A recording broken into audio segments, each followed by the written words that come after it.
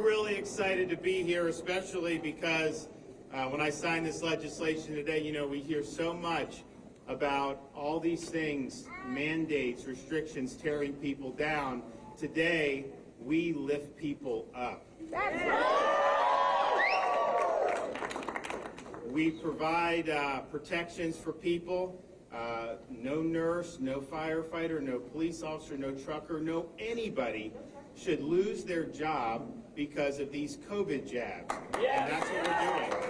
That's right. We're making sure that people have a right to earn a living, people have a right to have protections in their place of employment, and that parents have protections to be able to direct the upbringing of their kids. And if you look at what we're doing today, Florida is leading. This is the strongest piece of legislation that's been enacted anywhere in the country in this regard, and we're awfully proud to be able to do it here today at Brandon Honda. I want to thank the Florida legislature. We have we've got our Florida, a number of legislators here, so I want to thank all of them, Speaker Chris Sprowls and Senate President Wilton Simpson. We also have Senator Burgess and Representatives Mazzullo, Grawl, and I think I saw Jackie Toledo. I saw Representative Zika and Lawrence McClure, and I think is Beltran here. I don't know if I saw him. So thank you guys. You know, people were saying, I mean, Montana had done something, Tennessee had done something, and people were saying that this was not something that was going to end up happening, and they understood what was going on. You know, I made the call to say we got to do this now because people are actually losing their jobs right now if we don't do these protections. So we needed to do that, and they stepped up, and I think it's something that's going to make a big, big difference for an awful lot of people. We are respecting people's individual freedom in this state, and that is something that's very, very important. And ultimately, I don't know how it ever came to this point, but at the end of the day, even Fauci, all these people would always say, no mandate, and then now they're saying you shouldn't be able to even work if you don't do that. Some people say kids shouldn't even be able to go to school. And this has gotten so far out of whack. And so Florida, from the very beginning, you know, when they were bugging us, all they wanted to do was lock down, we were opening the state, keeping the state open, keeping businesses open. When they would criticize us because we actually wanted to have our kids in school in person, and they said you can't have kids in school, and we did it, and we led on that. And we've led on a number of things. Most recently, we led on providing early treatment options for people with monoclonal antibody. It was a huge success. And you know, they don't want to tell you this, but Florida for like almost a month has been either the lowest or one of the lowest COVID in the entire country. And that's just a fact. You see it surging in other parts. The corporate media, they don't like it when it surges in other parts. They only like it when it surges in places that they don't like. And so I don't know if they're even going to cover that, but I see it happening, and it was something that was obviously predictable. And honestly, if they would do a halfway decent job of actually telling people there were these treatments, we'd probably be able to save a lot more people in other parts of the country. But we are, so we're proud of leading. We're proud of standing up for people's rights. What we're doing here in the legislation, I mean, you know, I've been dealing with the firefighters, police, all that. That is totally off the table for anything to be done with any of those first responders or anything. So I thought that was really important. I mean, they have these folks working the whole time, and they're out doing all the stuff that a lot of other people didn't want to do. Many of them have already had COVID in the process, and now they're being told that they may, you know, have to have their walking papers. So that's just fundamentally wrong, and we will be able to do it. We recognize, unlike what you see going on with some of the federal proposed mandates, other states, is we're actually doing a science-based approach. For example, we recognize people that have natural immunity. You have natural immunity. You have natural immunity. Whatever a private employer wants to do, you're automatically exempt because of natural immunity. And I think that that's very, very important. It's also important to just look at, people say you need to mandate, right? They're justifying these mandates, but we know, and the data is very clear at this point, COVID vaxes are not preventing infection, okay? It's just not. Gibraltar is the most vaccinated country on earth. They just locked down their Christmas celebrations. They're not doing it. Ireland has 90+% adults vaccinated. They're reimposing restrictions because you're seeing surges. And so, look, that's just what the data tells us. So to say it should be mandated when you can still get it, this is a personal choice. And so that's what we're doing, and that's the science-based approach to say that this should be a personal choice. The other issue is, I said a week or two ago, I said, OSHA's putting out this rule. They're going to say that whatever you need to do, but they're going to move the goalposts, and they're going to say, if you don't have a booster by a certain date, then you're unvaccinated, you could lose your job. People tried to say, that's not what they said. Well, now even Fauci is saying he wants the boosters to count. New Mexico said, unless you do the boosters, they're going to consider you unvaccinated. So we reject that approach. That approach would upend a lot of people's jobs. I can tell you that right now. And so we are happy to be able to do that. And I look about Ashley Moody, Attorney General, is going to speak in a minute. The state of Florida, we have filed a lawsuit. So we're already challenging the OSHA lawsuit. That's now been consolidated in the Sixth Circuit Court of Appeals. And look, there's a lot of different things that happen legally on these things, but I can tell you this. The ultimate result of that OSHA lawsuit in the Sixth Circuit is that thing is going to crash and burn. It's going down. That's for sure. And I'll be willing to put a lot of money on that.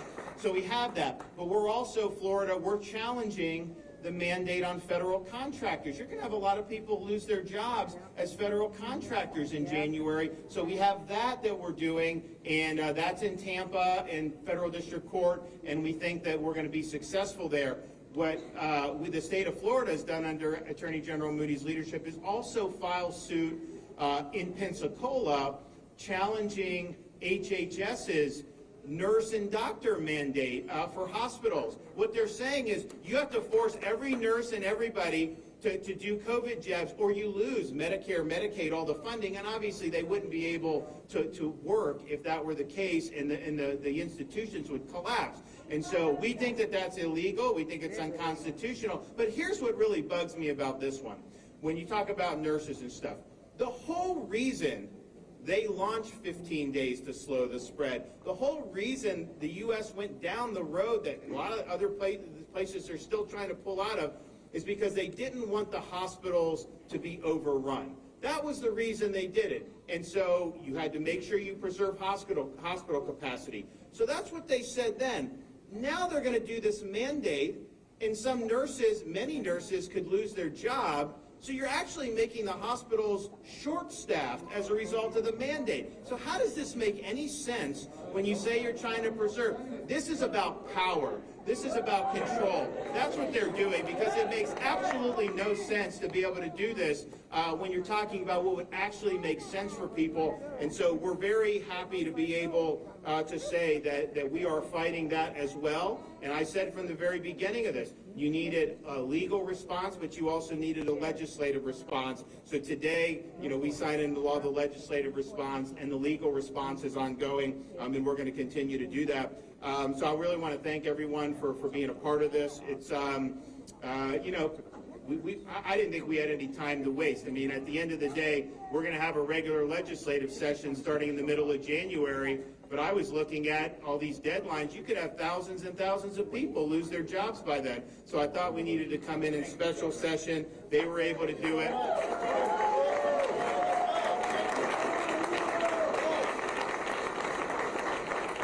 Last thing I wanted to see was all these families in Florida over the holidays not knowing whether they were going to have a job when they came out on the other end of the holidays when we had the New Year. So now we have protections. I think it's something that's going to be very, very good, and I think it's going to make a big difference for everybody involved. So thank thanks to everybody who spoke out. Thanks to the legislature. We're going to hear from a few folks, and then I'm going to sign the bills into law. So we have with us, actually from right around the corner here, our Attorney General, Ashley Moody.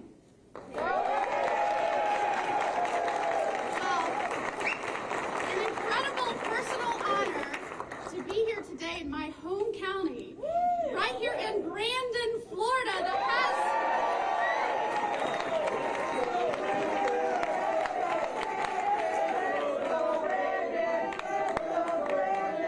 Governor DeSantis, because of your leadership, the leadership of our legislature, President Simpson, Speaker Sprouse, Brandon, Florida, has become the shining city on the hill, representing freedom. Let me just say, as the Attorney General, I am so honored to work alongside this great governor who, throughout this pandemic, when wanting to protect our citizens and the sovereignty of this state, always did so with a lens of how we can also protect the freedom and autonomy of our citizens. So important. And as this administration, we have seen time and time again make ill-informed, misguided, senseless policy decisions, and then force those policy decisions on Americans, in this instance, the majority of the American workforce. We have pushed back. When President Biden said, "I know it's unlawful, I'm sure I'll be challenged in court, bring it on," we brought it. And we will continue to do so. I am so pleased that Florida and other states that have challenged the OSHA rule have seen success. We have gotten a stay in that, and today we announced that Florida has filed a lawsuit against the Centers for Medicaid and Medicare, which has required all Florida healthcare professionals to be mandated regardless of even if you are tending to patients. We know in our rural counties in Florida, we are seeing devastating losses of healthcare professionals already. This will decimate our ability to provide needed, crucial, vital health care to Floridians. And so I am proud to again stand with our great Florida leaders like Governor DeSantis and take formal legal action to protect Florida workers. But I also personally would demand that this president and his administration look at the data, make decisions that are based on the welfare and individual circumstances and freedom of our citizens, and not on some radical, extremist, liberal agenda that they keep imposing on the American people. Thank you so much, Governor DeSantis, for your leadership. Okay, we have the Surgeon General of the state of Florida, Dr. Joe Ladapo.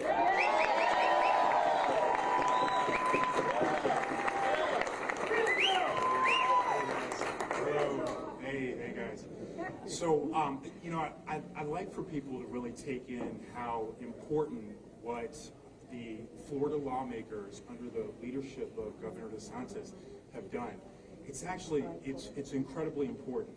You know, we've had a period of time over the past year and a half where, we've had medical hegemony, right? We've had the medical field impose on people's ability to educate their children, to work and choose the conditions under which they work, to even open their businesses, or even to move around their communities, right? Like that's not normal. And unfortunately, we've had leadership that's tried to normalize that. So the stand that Governor DeSantis has taken and has been, supported fully by Senator Wilson and, Senator Simpson and Representative Sprouse is it's so important. It also serves as an example to other states in the country, because a lot of people are struggling with this in terms of finding the balance here between trying to provide some protection against this health threat, but also keep life going, and keep the things that are important to life, that make life meaningful, going. So I want people to recognize how important this is. The other thing that is that's worth noting that's related to that is this that I love about this legislation is that it completely pushes back against this belief that some of our leadership has been trying to put forward, that you don't control your body.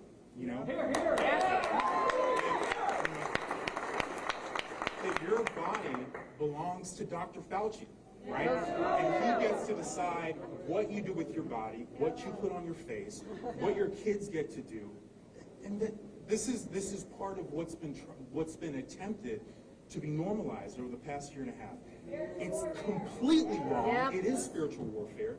It's completely wrong. And and this is another wonderful thing about this legislation is that it stands against that.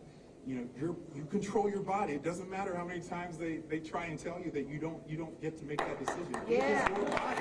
God gave it to you. It's your body.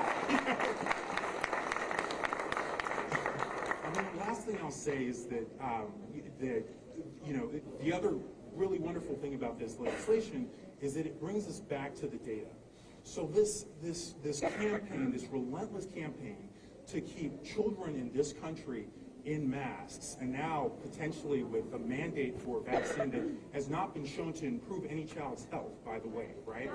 Same thing for the mask. There's no evidence that they actually improve the health of children. So we're back to the data. It's now law in Florida, and it's, again, another example of something that other states can look at. There is no data that shows an improvement of health with these mask mandates for children. Zip, there's nothing. And it should stop. It's completely divisive. It doesn't help kids. It should end. So, all right. Okay, thanks, guys.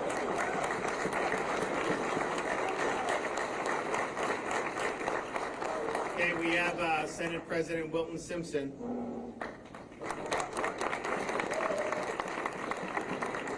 And I just want to thank the governor from the very beginning.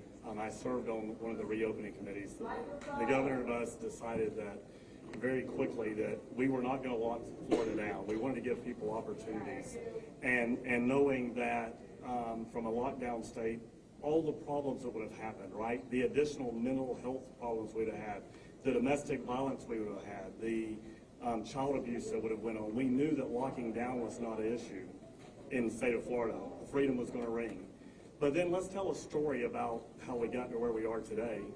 If you go back to April and May and June of 2020, we were in a situation where our healthcare and frontline providers were putting their lives on the line every day prior to there being a vaccine, prior to there being monoclonal antibodies, prior to there being the antivirals that we have today. All of that was happening. And we really cherish them. We call them heroes. They are heroes. And guess what? 6 months later, 7 months later, because of President Trump's work through Operation Warp Speed, we had a vaccine for the first time. Within a month or so of that, we had monoclonal antibodies. We had the opportunity for options with the same similar efficacies. And today we have antivirals.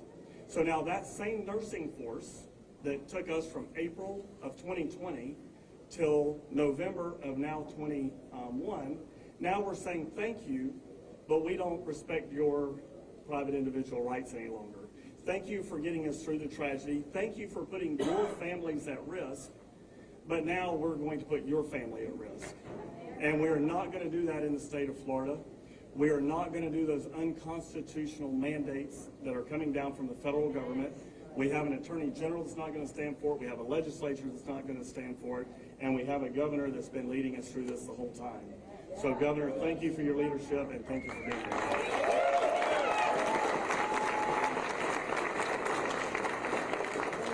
Okay, we have Speaker of the House, Chris Sprowls. Thank you, everybody. Who's ready to see the governor sign the Florida Freedom Agenda? Who's ready for that? We have the boldest governor in America who's not only kept us open during the pandemic, who got our kids back into school, but today will send a clear message to the Biden administration and the federal government that Florida stands for freedom. We're blessed to have Governor DeSantis. We are blessed to have the most aggressive attorney general in America who is fighting in court against the Biden administration to protect the livelihoods of not just Floridians, but for people across the country. Thank you. We have legislators behind me, the boldest and most conservative legislature in America, the Florida legislature, who has put on the governor's desk the most aggressive bill in the country to protect people's jobs from illegal mandates and unconstitutional mandates, to protect employers from the heavy hand of government, and to protect our individual freedoms to govern ourselves as we see fit as Floridians. I want to thank a couple of legislators in particular, Representative Aaron Grawl and Representative Masulo, who carried the big bill dealing with our freedom agenda, are here today. Representative Zika, whose bill calls for us to pull out of OSHA altogether and to say we don't want their regulation anymore.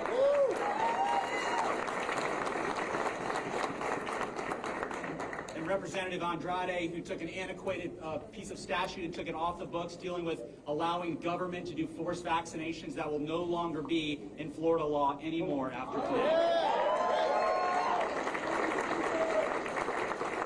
And the reality is, if you would have asked me 6 months ago if I would have thought that was necessary, like the governor and others, I would have said, no, of course not. Nobody would do something like that. Nobody would want to force people to do something they don't want to do, especially after all of these heroes, the police officers, the firefighters, the nurses, the people who took care of our grandparents in nursing homes, all of those people, nobody would force them to do that. But then it happened. And then the governor and the legislature and the attorney general went into action. And I want to talk about her lawsuit just a little bit today, because some people who might not be in the healthcare industry don't know how important it really is. If we don't win that lawsuit, if our law isn't followed here in the state of Florida, there will be nurses who will leave. And not an insignificant number. If 5% of nurses or healthcare or clinical staff walk off the job, which is a real estimate, we will have a significant healthcare issue in our state. I spoke to nursing homes this morning who estimate that between 5% and 10% of their workforce will leave. These are people who take care of our parents, they take care of our loved ones, they take care of our grandparents. We need them on the job making sure that they're taken care of.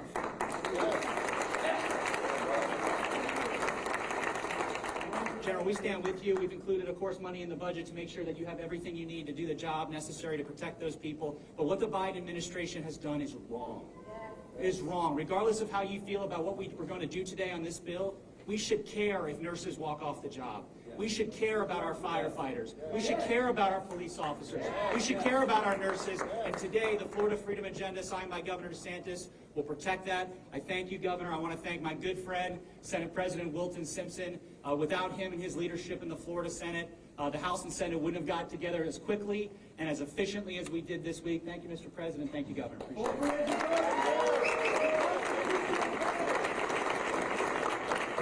Okay, now we have some other folks that are going to come up and talk about their situations. Maria Bernard, where are you?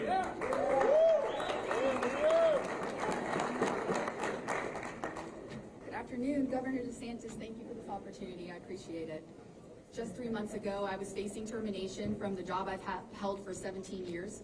599 Orange County Fire Rescue employees did not comply with the vaccine mandate before the initial deadline. A few days later, the mayor claimed it was never his intent to terminate anyone, but he would have us continue to stay masked while on duty, be subject to weekly testing, and receive disciplinary action for not complying to his terms.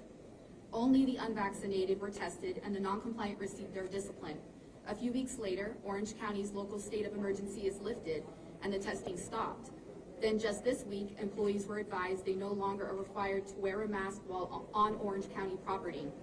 My point being, what are these mandates truly about? A few months ago, county employees were deemed to be a threat to the workplace and the community, and now we can all resume as normal. The bills that the governor will sign today mark a great accomplishment in preserving our freedom. My hope is this will set a precedent that will help all states and all employees, regardless if they are in the private or the public sector. Yes. Not one person in this world should be forced to make a decision that strips them of their God-given freedoms or their livelihood. Yes. Yes. The right to work is the right to live. Yes. I'm hopeful as others follow the governor's lead, the division across this nation will dissipate. We will no longer concern ourselves of another person's medical status or the medical decisions that they make for themselves.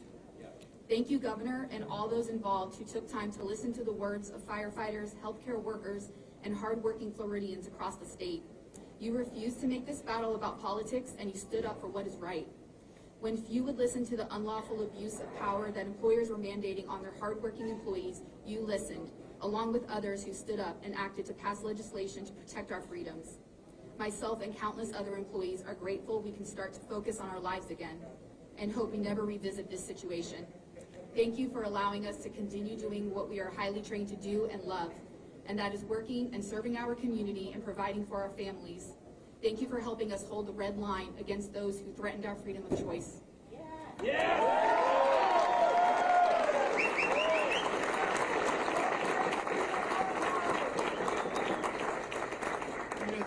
like some of these people like make it like obviously we've never mandated masks from the state of Florida, and obviously wouldn't do that. I mean, it's a personal decision, but it's like, I'll go into some of these places in Florida. Unfortunately, a lot of places are doing very well. I'll be in like a big resort ballroom. There'll be 1,500 people all having fun, nobody wearing masks, and then they make the staff wear these masks the whole time. And I'm thinking to myself, that's not treating those people well. I look around other places where they make the staff wear masks when nobody else is doing it. Now tell me how it makes sense. If you have 1,500 people sitting there having a good time, eating, drinking, dancing, having 12 servers with masks, is that really making a difference? And so I just think we need to say, look, this is not mandate. These are what these businesses are doing. But have some compassion for their comfort level. And if this is just for theater, that is not the appropriate thing to do to these employees, and they should be able to breathe.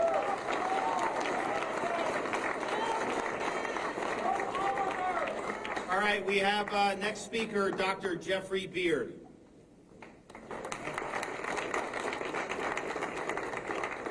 Good morning. First of all, I'd like to thank Governor DeSantis, Speaker Sprouse, Senate President Simpson, and my own state representatives, Alex Andrade and Jared Williamson. My name is Jeff Beard. I am a husband, father of 11, and I'm an emergency medicine physician. Until this past Saturday, I was the director of one of the few pediatric ERs in the Panhandle of Florida.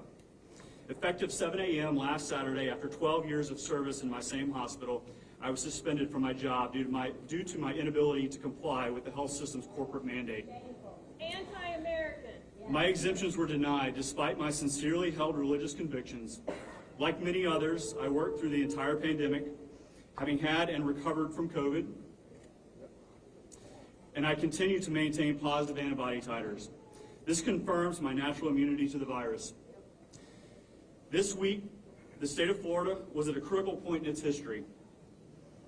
I want to thank Governor DeSantis, the Florida House, the Florida Senate for their work in this special session to ensure religious and medical freedom for all Floridians, protecting jobs and the rights of thousands of tireless medical providers, employers, employees, and students. Governor, Thank you for what you do. Governor, I want to get back to the job that I love to do. Thank you, sir.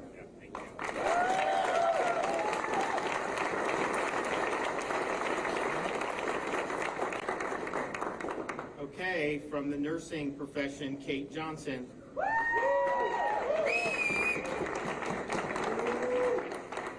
how are you all? So this conversation was never really about if you were anti-vaccine. It's about being pro-freedom and anti-mandate. I am a nurse. I am a wife. I am a mother. I have a 1-year-old running around somewhere, and I'm expecting my second. But nursing for me is more than just a job. It's how I've provided for my family for the last 10 years. But more than that, it's a calling. And to have bureaucrats sit in an office somewhere and decide that they can strip me of my calling in life because of an inability to comply with their whims and wishes is unconstitutional, it's unjust, and it is wrong. And I'm very proud that I was able to stand with Governor DeSantis when he initiated this process, and I'm even more proud to stand with him today as he signs this bill into law. It means so much that we have people who are willing to stand up and fight with us, fight for us. We have voices.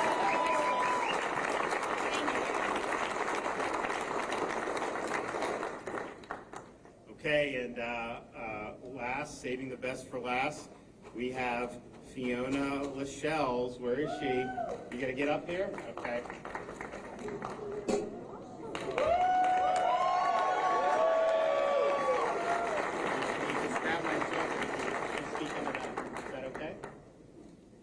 Story. Tell them who you are and why you're here. Hi, I am Fiona Lascelles. Tell them what grade you're in. And I'm in second grade. And why did you, when you and I met, what did you tell me about going to school?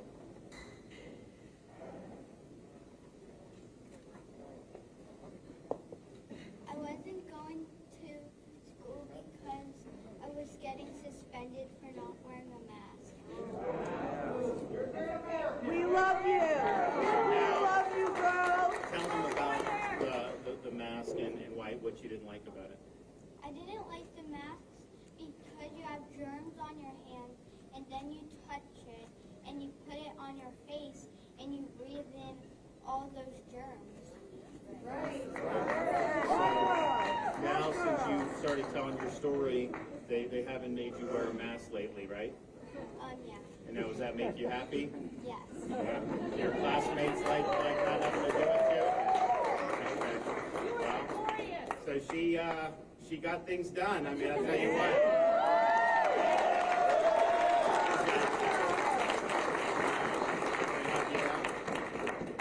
Baby girl, you're smarter than half the country. Okay, so we're gonna do the make it official here. I don't know which one is which, so hopefully we make some sense into it. You gotta stand here because I'm gonna hand you. Okay. All right. So this one is the. There was an old provision of law from like 20 years ago that said the Surgeon General can forcibly vaccinate people. Some people thought that we had done that when we banned the vaccine passports. That's not true at all. But nevertheless, we saw it. We're like, why would that be in there? And so this bill basically takes that off the books. I think they put it in there after 9/11 and anthrax scares or whatever. But at the end of the day, it's not appropriate in the state of Florida. And so we're taking that off. Take it all. We want it all back.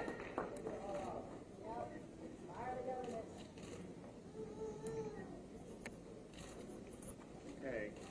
Who wants this one? Who did this bill? Okay, was he here? Okay, well, who wants one? I do. All right, so that's one. Important for sure, but Joe Latipo is not going to forcibly stick anybody, so don't worry about that. All right, here's the OSHA plan. So we're going to do that. You know, OSHA, you read this, it's 500 pages, and they actually explicitly reject immunity through prior infection, even though we have all this evidence. And so you wonder if that's how they're doing that, what else may they be doing, you know, based off junk science or ideology? And it was not a very impressive display from OSHA.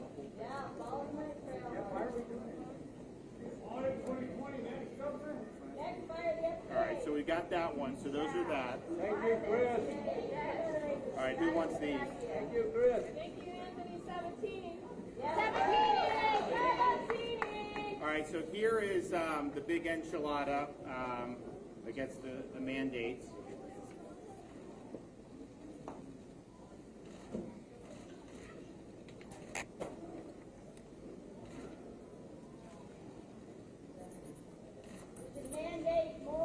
All right, here we go. So that's the big one. So this is technical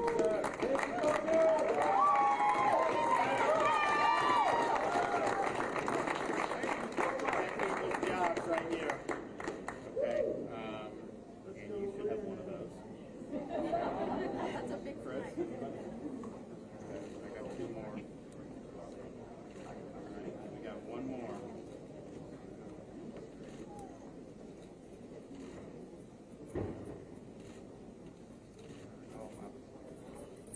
So that's done too. Anyone else? Two more. Okay, so we've got, so I'll tell you what. I'm going to hold that. Thanks for being a real leader. Can you? Yes, thank you. Thank you for everything. Got back for a couple of weeks' work.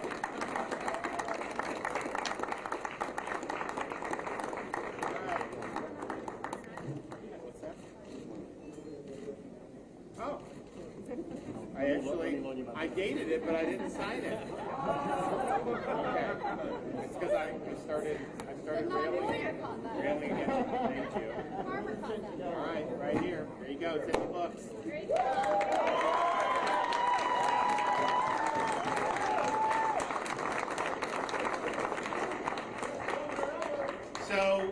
So thanks. I think it's we were at the airport in was it Tampa or the Clearwater Airport when we did the initial one? It was a Clearwater Airport, and we had a lot of great. We had some of the firefighters with us. We had people from the airlines, everything. And this was just after they had announced, they published the OSHA, they were going to do it. And we said that there's times you need to stand up and you need to make your voice heard.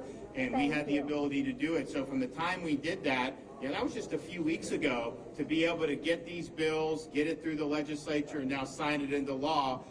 This stuff doesn't just happen overnight. That's a very, very quick response. So I'm proud that we were able to do that. And at the end of the day, nobody in Florida should be losing their job over these jabs. We want people to be able to work. We want people to be able to provide for their families. We want people to be able to have livelihoods. And that's just the way it's going to be in this state. And we're going to stand by all these folks, and we're going to make sure that they have the ability to make the best decisions for themselves. So great job. Thank you. And we can take a couple questions. Governor, it's obvious to a lot of the people in the crowd that they believe you chose Brandon because of the thing that goes around on certain websites. Is this why you came to Brandon, because of the trolling of the Biden administration? So I think that Brandon, Florida is a great American city. I think the people here are fantastic. And I can tell you,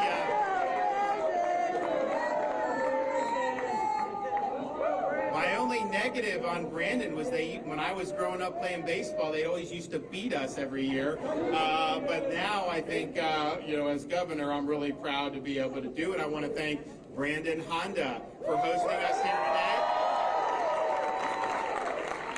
And we're proud to be able to make a stand for freedom in Brandon, Florida. Governor, you mentioned that the Biden administration's policies, you put these into law, you believe these are bad for Floridians. But cities like Tampa and St. Pete have tried to make policies you've made that they think are bad for them. Why is it okay for you to violate the conservative tenet of home rule, but it's bad when the Biden... So first of all, this idea that somehow conservatism is about like local school boards. It's the United States of America, not the United School Boards or County Commissions of America. So the states are the primary vehicles to protect people's freedoms, their health, their safety, their welfare in our constitutional system. What Biden is doing is not constitutional. There has never been a federal vaccine mandate imposed on the general public. I hear people talk about, they do things in the military. Yeah, when I was in the military, they used to give me all kind of stuff. Honestly, I wish I would have thought a little bit, but I mean, whatever it was. But that's much different than regulating the military and then imposing it on civilians in society. It's never been done before. They don't have the power to do it. There's no federal police power. States have the federal police power. So that's from a constitutional perspective, it is worlds apart. Now, some people say, hey, these local governments wanted to lock down businesses. They wanted to force mandates. They wanted to keep the kids locked out of school. Yeah, you're damn right I overruled them on that because they were wrong. And the fact of the matter is, you don't have the right to do wrong. And if I had not stepped in last year and made sure that these local governments couldn't lock you down, couldn't mandate, we wouldn't let them fine. We had kids in school last year because of me, not because of them. And that's just the bottom line. And so people can say, is it the job of somebody that's elected to look out for the liberties of everyone in the state?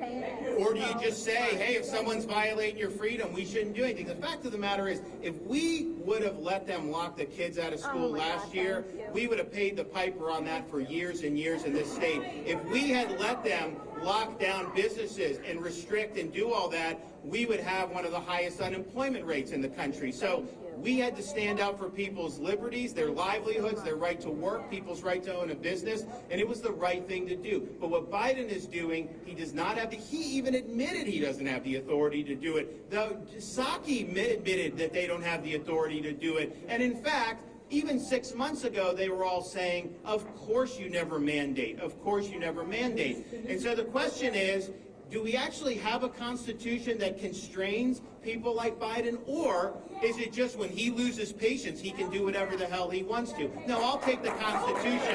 Thank you very much. What is your kind of argument to those who may have objected to this particular special session, saying that it was possibly a waste of taxpayers' money? What is your answer to those who object to that? So there are deadlines taking effect very soon where people were going to lose their jobs. If we had waited till the regular session, we would have had thousands and thousands of Floridians lose their jobs over heavy-handed mandates. And so, to me, if you think saving people's jobs is a waste of taxpayer money, heck, that's like page 3 of the governor's manual to save people's jobs. I mean, so what we did was the right thing to do. I wish there were no impending deadlines. I wish that no one was in danger. Then, yeah, we would have waited until the regular session. But the fact is, we had people. And here's the thing. You know, I travel the state a lot. I talk to people. And these are people, they don't even know I'm showing up place, they'll come up. And I can tell you, for the last month and a half, the number one issue that I had people come up to me, and they're very quiet about it, almost apologetic, because, you know, it doesn't fit the narrative to be concerned about these mandates and the way it is. And a lot of the folks aren't viewed sympathetically by people, you know, certainly by like the CNNs of the world. They come up to me and they say, you know, I've been working this whole time. I'm just worried. They say by December 4th, if I don't do this, you know, I'm due. But here's what happened. And they tell me their situation. Most of them have already had COVID and have that. Others just, they don't think it's the right. So the bottom line is, I don't want them to lose their job. But that's what was going on. And so, you know, we could have, look, I could have very easily just said, hey, it's all Biden's fault. These companies are doing it. It's private. It's not me. I'm not personally mandating it on anyone. So whatever. I could have washed my hands of it and said, you know what? It's their fault or their fault. But that's not leadership. Leadership means you get in there and you do what you can to stand by people. That's exactly what we did today. That's exactly what we're going to continue to do. And yes, this was something that was really big, and we're going to obviously glad that people are going to be able to have some protection. But we also have other stuff that we're going to be doing next year. And these guys in the legislature go up there. They have to work very hard, and we make sure that we get our money's worth on all that. So thanks, everybody. God bless you guys. We appreciate it.